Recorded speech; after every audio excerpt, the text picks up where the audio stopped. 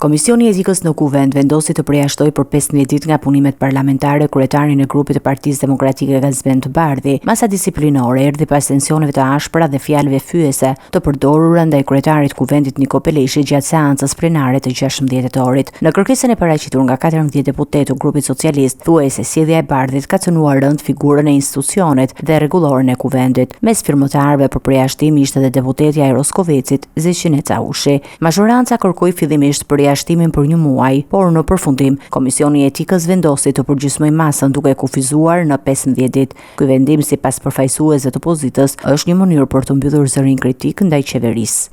Na bën ulje të çmimi, duke qenë se brenda këtyre 15 ditëve mbaron dhe raportimi organeve drejtësisë, dhe kjo nuk ka qenë asgjë tjetër për vetëm për të ulur zërin kritik që ka pas dhe ka kryetari i grupit parlamentar në lidhje me organet ligjzbatuese. Nuk ka ndodhur asgjë tjetër, ju keni ndjek seancën, se u ngrit pretendime aty që ju s'keni pse provokoheni.